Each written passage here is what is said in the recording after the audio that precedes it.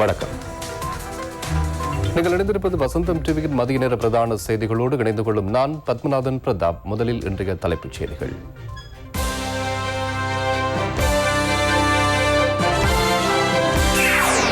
தடுப்பூசிகள் வழங்கும் பணிகள் வெற்றிகரமாக முன்னெடுப்பு. சுமார் 10 லட்சம் பேருக்கு தடுப்பூசிகள். தொடர்ச்சியாக 3வது நாளாகவும் கொரோனா பட்டியலில் 2500 பேர் இணைவு. 6 மாவட்டங்களின் பல கிராம சேவகர் பிரிவுகள் தனிமைப்படுத்தப்பட்ட போது ஒரு சில பகுதிகள் விடுவிப்பு. வெளிநாடுகளில் இருந்து வருகை தருவோர் 14 நாட்கள் கட்டாய தனிமைப்படுத்தலில். இஸ்ரேல் பலஸ்தீன மோதல் உக்கிரம்.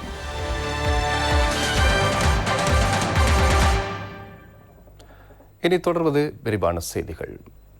இன்று முதல் மே மாதம் 31ஆம் தேதி வரை நாடு முழுவதும் இரவு நேர பயணத்தடை விதிக்கப்படவுள்ளது. இரவு 11 மணி முதல் அடுத்த நாள் அதிகாலை 4 மணி வரை பயணத்தடை அமலில் இருக்கும் என ராணுவ தளபதி ஜெனரல் ஷவேந்திர சில்வா தெரிவித்துள்ளார். குறித்த காலப்பகுதியில் அத்தியாவசிய சேவைகள் மற்றும் உணவுப் பொருள் விநியோகத்திற்கு மாத்திரம் அனுமதி வழங்கப்படவுள்ளது. கோவிட்-19 தடுப்பூசி வழங்கும் வேலை திட்டத்தின் கீழ் சுமார் 10 லட்சம் பேருக்கு தடுப்பூசிகள் வழங்கப்பட்டுள்ளன. இன்றைய தினமும் தடுப்பூசி வழங்கும் பணிகள் வெற்றிகரமாக இடம்பெறுகின்றன.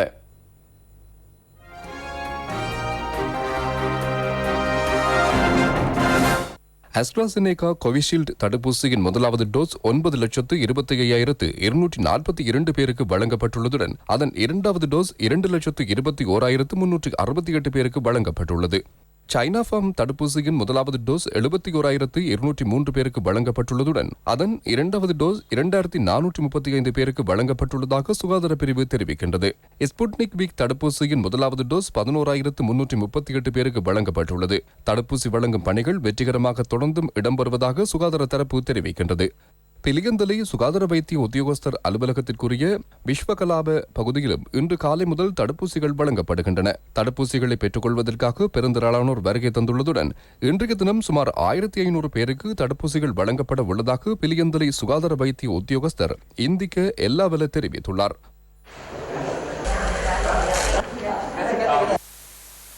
பாதுக்க அருக்பத்து ஸ்ரீ மகா விகாரையிலும் தடுப்பூசிகள் வழங்கப்படுகின்றன. அருக்பத்து மற்றும் கனேகொட கிராம சபகர் பிரிவுகளைச் சேர்ந்தவர்களுக்கு தடுப்பூசிகள் வழங்கப்படுகின்றன. அரசு ஊழியர்களுக்கு கம்பகா ரத்னாவலி மகளிர் கல்லூரியில் இன்று தடுப்பூசிகள் வழங்கப்பட்டன. கம்பகா சுகாதார வைத்திய உத்தியோகஸ்தர் அலுவலகம் இதற்கான நடவடிக்கைகளை முன்னெடுத்தன. வேறுவலை கழுவாமோதர கிழக்கு, கழுவாமோதர மேற்கு மற்றும் கழுவாமோதர வடக்கு, மலவன்பத்து ஆகிய பகுதி மக்களுக்கும் தடுப்பூசிகள் வழங்கப்படுவதாக வேறுவலை சுகாதார வைத்திய உத்தியோகஸ்தர் அலுவலகம் தெரிவிக்கின்றது. ஹொரணி அங்குருவா தோட்ட விகாரையிலும் தடுப்பூசிகள் வழங்கப்படுகின்றன.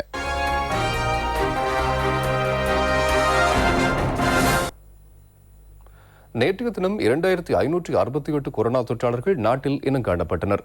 இவர்களில் 38 பேர் வெளிநாடுகளில் இருந்து வருகை தந்தவர்கள். வெளிநாடுகளில் இருந்து வருகை தருவோர் கட்டாயம் 14 நாட்கள் தனிமைப்படுத்தப்படுகின்றனர்.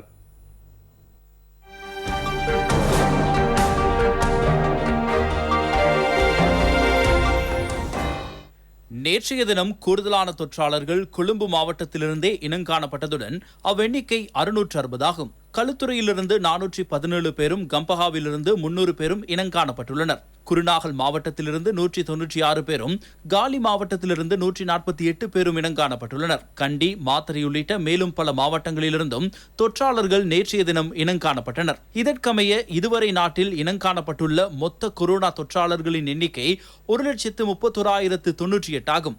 23,607 பேர் வைத்தியசாலைகளில் சிகிச்சை பெற்று வருகின்றனர். 1,06,641 பேர் இதுவரை பூரணமாக குணமடைந்துள்ளனர். கொரோனா தொற்றுக்கு இலக்கான 23 பேர் நேற்று மரணமடைந்தமை அடுத்து மொத்த கொரோனா மரண எண்ணிக்கை 850 அதிகரித்துள்ளது. மரணமடைந்தவர்களில் 8 பெண்களும் 15 ஆண்களும் அடங்குகின்றனர். இதேவேளை வெளிநாடுகளிலிருந்து நாடு திரும்புவோருக்கு வழிகாட்டல்கள் வெளியிடப்பட்டுள்ளன. நேற்று முதல் அமலுக்கு வரும் வகையில் வெளியிடப்பட்டுள்ள இவ்வழிகாட்டல்களில் 14 நாட்கள் கட்டாயம் தனிமைப்படுத்தப்பட வேண்டும். வெளிநாடுகளிலிருந்து வருகை தருவோர் கட்டுநாயக்க விமான நிலையத்தில் PCR பரிசோதனை மேற்கொள்ளப்படுவதுடன் தனிமைப்படுத்தல் காலத்தை நிறைவு செய்த பின்னரும் PCR பரிசோதனை மேற்கொள்ளப்பட வேண்டும். இதேவேளை உலகம் முழுவதும் நேற்றைய தினம் 7,10,122 பேர் கொரோனா தொற்றாளர்களாக இனங்காணப்பட்டனர். 13,444 கொரோனா மரணங்களும் பதிவாகியது. இந்தியாவில் 3,48,499 தொற்றாளர்கள் இனம் காணப்பட்டனர். 4,200 மரணங்களும் சம்பவித்துள்ளன. பிரேசிலில் 71,18,000 தொற்றாளர்கள் இனம் காணப்பட்ட நிலையில் 2,275 மரணங்களும் பதிவாகின. அமெரிக்காவில் 34,904 பேர் தொற்றாளர்களாக இனம் காணப்பட்டதோடு 743 கொரோனா மரணங்களும் பதிவாகியுள்ளது.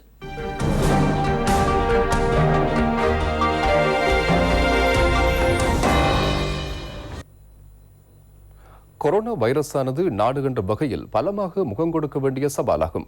இந்த சவாலை வெற்றிகரமாக முகம் கொடுக்கும் நோக்கில் கோவிட் சிகிச்சை வசதிகளை ஏற்படுத்தும் தேசிய வேலைத்திட்டம் தொடர்ச்சியாக இடம்பெறுகின்றன. ஏற்படக்கூடிய நிலைமைக்கு முகம் கொடுப்பதற்காக ஸ்ரீலங்கா பொதுஜன பெரமுனையின் ஸ்தாபகர் பெசில் ராஜபக்சவின் எண்ணக்கருவுக்கு அமைய வைத்தியசாலைகளை அண்மித்து தற்காலிக வார்த்தொகுதிகளை நிர்மாணிக்கும் வேலைத்திட்டம் அமல்படுத்தப்பட்டுள்ளது. இவ்வேலைத்திட்டத்தின் ஆரம்ப கட்டத்தின் கீழ் வத்துப்பிட்டிவல, மினுவாங்குட, ககவத்து, மீரிகம, தம்பதண்டிய, அம்பலாங்குட, நாகுட, கொஸ்கம, பிம்புர, நபகமுவ, மாத்தரை, கொட்டவில, முல்லேரியா மற்றும் பாணந்துறை ஆகிய வைத்தியசாலைகளை அண்மித்து இந்த வார்த்தொகுதிகள் நிர்மாணிக்கப்படுகின்றது. இதற்கென அரசாங்கத்தினதோ அல்லது சுகாதார அமைச்சினதோ எவ்வித நிதியும் செலவிடப்படுவதில்லை. வார்த்தொகுதிகளை நிர்மாணிக்கும் பணிகள் தற்போது இறுதிக்கட்டத்தை அடைந்துள்ளன. வார்த்தொகுதியொன்றிற்கு தேவையான 50 கட்டில்களும் படுக்கை விரிப்புகள், நுழம்பு வலைகள் போன்றனவும் வழங்கப்படுகின்றமை விசேட அம்சமாகும். இந்த தேவையான பொருட்களை ஸ்ரீலங்கா பொதுஜன பெரமுனவின் தலைமை அலுவலகத்தில் திரட்டப்பட்டதன் பின்னர் தேவைக்கு ஏற்ப பகிர்ந்தளிக்கப்படும். இந்நடவடிக்கைகளுக்கு அரசு நிதி பயன்படுத்தப்படுவதில்லை. இதற்கென கட்சியின் நிதியும் பொதுமக்களின் நன்கொடைகளும் மாத்திரம் பெறப்படுகின்றன. இந்த சகல நடவடிக்கைகளும் பெசில் ராஜபக்சவின் நேரடி கண்காணிப்பின் கீழ் 24 மணி நேரமும் இடம்பெறுகின்றன. இதேவேளை கோவிட் 3ஆம் அலை நிறைவடைந்ததன் பின்னர் நாட்டில் இளம் கைத்தொழிலாளர்களை உருவாக்கப் போவதாக அமைச்சர் நாமல் ராஜபக்ச தெரிவித்துள்ளார். தம்புல்ல இனாமலுவ பகுதியில் இளைஞர் படையணி வளாகத்தில் புதிதாக ஆரம்பிக்கப்பட்ட கோவிட்-19 சிகிச்சை நிலையத்தின் நடவடிக்கைகள் குறித்து கண்டறிந்த போதே அமைச்சர் இவ்வாறு தெரிவித்தார். வைத்தியசாலைகளுக்கு தேவையான இரும்பு கட்டில்கள் தயாரிக்கும் பணிகளும் இளைஞர் சேவைகள் மன்றத்தின் தொழில்நுட்ப பயிற்சியாளர்களினால் முன்னெடுக்கப்பட்டுள்ளன. பாராளுமன்ற உறுப்பினர் பிரமித்த பண்டார தென்னகோனும் இதன்போது இணைந்திருந்தார்.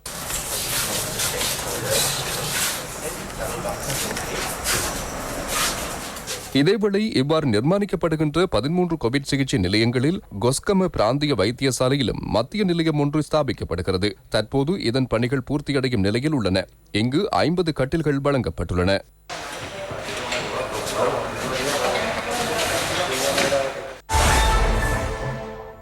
மாபுலகே தினித்தி மெலன் மாபுலகெனும் ஊருஜுவா என்ற குற்றக்குழு உறுப்பினர் போலீஸ் துப்பாக்கி பிரயோகத்தில் உயிரிழந்தார். மனித படுகொலைகள் மற்றும் கப்பம் பெற்ற பல சம்பவங்களுடன் தொடர்புபட்ட சந்தேகத்தின் பேரில் இவர் நவகமுவ பகுதியில் வைத்து கைது செய்யப்பட்டார். இந்நபர் 2015ஆம் ஆண்டு முதல் 2019ஆம் ஆண்டு வரை இடம்பெற்றுள்ள பல குற்றச்சாட்டுகளுடன் தொடர்புபட்டவர் என தெரிய வந்துள்ளது.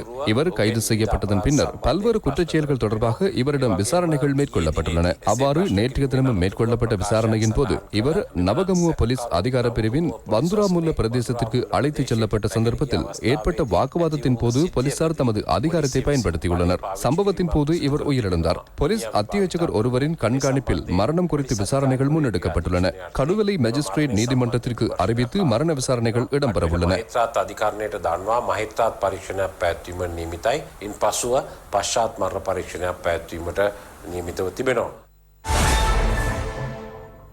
மேலும் ஒரு சில கிராம சபகர் பிரிவுகளும் பிரதேசங்களும் இன்று காலை முதல் தனிமைப்படுத்தப்பட்டுள்ளதுடன் ஒரு சில கிராம சபகர் பிரிவுகள் தனிமைப்படுத்தலிலிருந்து விடுவிக்கப்பட்டுள்ளன.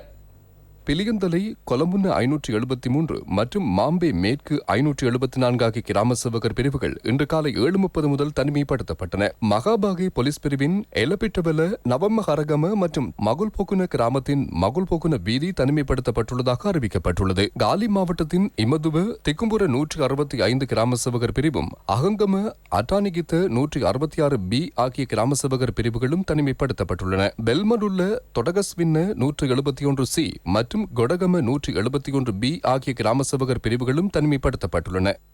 ககபத்து கட்டங்கே 3ஆம் இலக்க பிரிவு 169 ஏ கிராம சேவகர் பிரிவும் தனிமைப்படுத்தப்பட்டுள்ளது. சூரியவெவ நகரம் 103 கிராம சேவகர் பிரிவும் தனிமைப்படுத்தப்பட்டுள்ளன. புலத்கோகப்பிட்டிய உடப்பத்த 128 ஜி மற்றும் கெந்தாவ 128 ஏ ஆகிய கிராம சேவகர் பிரிவுகளும் தனிமைப்படுத்தப்பட்டுள்ளன. இதேவேளை தனிமைப்படுத்தப்பட்டிருந்த ஒரு சில கிராம சேவகர் பிரிவுகள் தனிமைப்படுத்தலிலிருந்து விடுவிக்கப்பட்டுள்ளன.